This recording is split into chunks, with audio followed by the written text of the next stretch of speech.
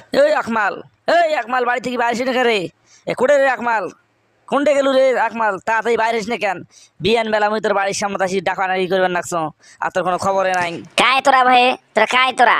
তোরা বিয়ান বেলা আসি একমা একটা বাড়ির সামনে থেকে এই যে নেউলি কুকুরগুলোর মতো ভুগবেন নাকছেন, চিল্লিবেন নাকছেন। কায় তোমরা? ওই বেটি ছাওয়া, মুখ সামলি কথা কও। মুখ চিনিস না চিনিস যে সে কথা কইস? তোর আকমাল তোর কে হওয়ার নাকছে? তোর সম্পর্কে কে হয়? আকমাল কে সেটা তো কত না তুই আগে, তারপরে তোর সাথে আমি কথা কওছো। আমার মোর ভাতার হয়, ভাতার বিয়ের ভাতার। কে আর হবে? মোর ভাতার হয়।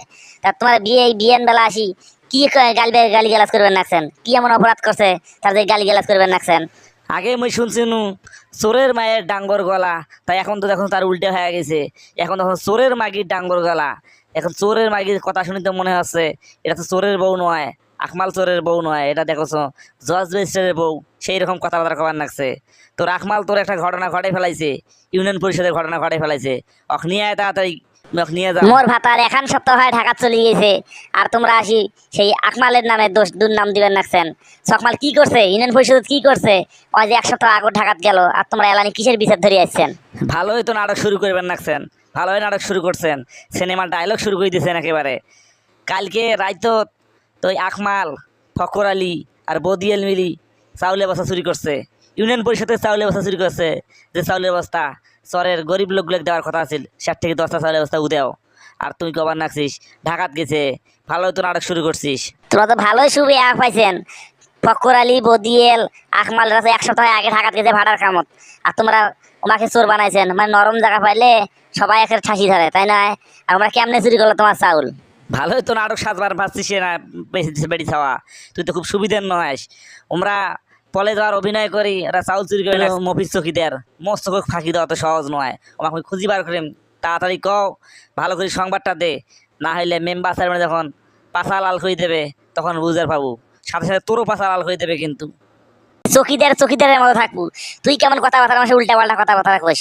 আর তুই মোর ভাতার যদি চুরি করিয়ে থাকে, চোরে হয়, তাহলে থানা থেকে পুলিশ আসবে, দারোগা আসবে, তারা এসে ধরিয়ে নিয়ে যাবে। তুই কোন চকিদার রে? তুই কোন নাউয়ে রে? তুই কোন দাফাদার রে? তা তুই মোর স্বামী ধরে নিয়ে আসিস? তুই শাল্লু মোর সামন থেকে, তুই শাল্লু। তুই যদি মোর সামন থেকে না আস, একে গুঁড়ি একে তোর কপালে চামড়া একেরে জড়ে ফেলে দিম রে, গোলামের বেড়া। কয় কি রে, কয় কি রে? চোরের বউ হয়া মোর মতো মফিজ চকিদারক এই কথা কয়?